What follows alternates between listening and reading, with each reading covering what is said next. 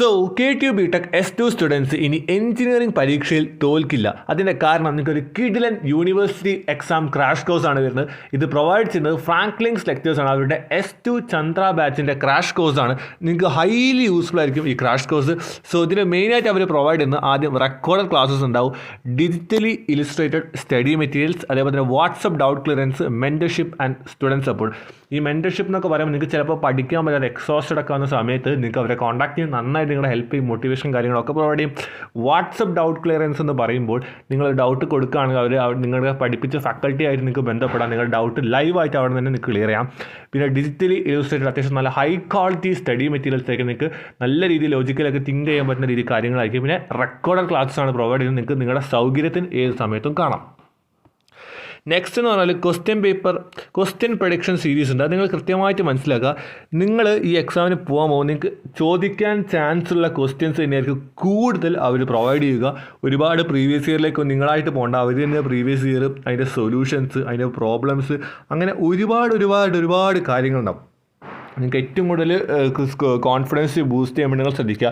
Theory sir പഠിപ്പിച്ച് തരും, derivations ക്ലാസ്സിൽ കാണാം, അതേപോലെ തന്നെ പ്രോബ്ലംസ്, എന്തെങ്കിലും ഡൗട്ട് ഉണ്ടെങ്കിൽ ഡൗട്ട് ക്ലിയറൻസ്, അങ്ങനെ നിങ്ങൾക്ക് ഹൈലി യൂസ്ഫുൾ ആയിട്ടുള്ള എക്സാം ഓറിയൻറ്റഡ് നിങ്ങൾ സിസ്റ്റമാറ്റിക് ആയിട്ട് ഇത് എടുത്ത് പഠിക്കാൻ. ഒരു കാര്യം കൂടി ഞാൻ വീണ്ടും പറയും, ഇത് എടുത്താൽ മാത്രം പറയും, ഇതെടുത്ത് ഒരു നോട്ടൊക്കെ വെച്ച് സിസ്റ്റമാറ്റിക്കായി. നിങ്ങളിപ്പോൾ പല ടൈപ്പ് സ്റ്റുഡൻസ് ഈ വീഡിയോ കാണും, ഇതുവരെ ഒന്നും പഠിച്ചിട്ടില്ല, ഇനി നിങ്ങൾക്ക് പഠിക്കാനുള്ള കുറച്ച് പഠിച്ചവരുണ്ടാവും, ചിലപ്പോൾ റിവിഷൻ ഉള്ളവർ, അങ്ങനെ ഒരുപാട് കാറ്റഗറി സ്റ്റുഡൻസ് ഉണ്ടാവും. ആരായാലും നിങ്ങൾക്ക് എന്ത് ചെയ്യാം, ഈ വീഡിയോ കൃത്യമായിട്ട് കാണാം. പക്ഷേ നിങ്ങൾ എന്ത് ചെയ്യുക, ഹൈലി യൂട്ടിലൈസ് ചെയ്യുക, ക്ലാസ് എടുത്ത് നല്ല രീതിയിൽ പഠിക്കാൻ ശ്രമിക്കുക.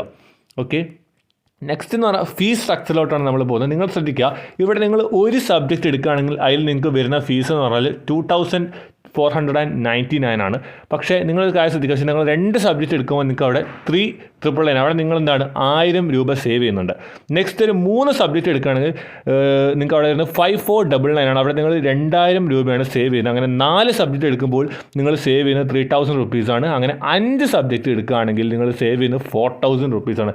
അപ്പോൾ നിങ്ങൾ ശ്രദ്ധിക്കുക, ഒരു സബ്ജക്റ്റ് മാത്രമായിട്ട് എടുക്കുമ്പോൾ നിങ്ങൾക്ക് വലിയ ലാഭങ്ങളൊന്നും, പക്ഷേ നിങ്ങൾക്ക് പഠിക്കാൻ നിങ്ങളുടെ ചോയ്സാണ്. നിങ്ങൾക്ക് ഒരു സബ്ജക്റ്റ് എടുക്കണം, ഒരു സബ്ജക്റ്റ് എടുക്കാം, 2 സബ്ജക്റ്റ് എടുക്കാം, 2 സബ്ജക്റ്റ് എടുക്കാം, 3, 4, 5, അതൊക്കെ നിങ്ങളുടെ ചോയ്സാണ്.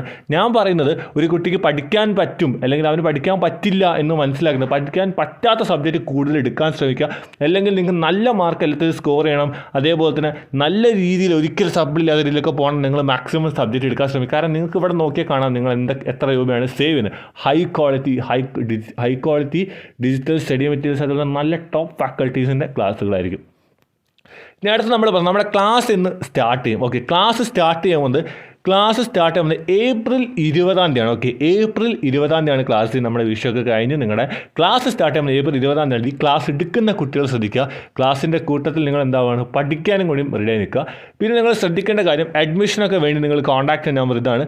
പിന്നെ ഒരു പ്രധാനപ്പെട്ട കാര്യം എനിക്ക് പറയാനുണ്ട്, ഈ ക്ലാസ് തുടങ്ങുന്നതിനുപരി നിങ്ങൾക്ക് സപ്ലി, അതായത് നിങ്ങളുടെ S1 സപ്ലി ഫ്രീ ആണ്. അതെങ്ങനെയായിരിക്കും ഞാൻ പറഞ്ഞത്.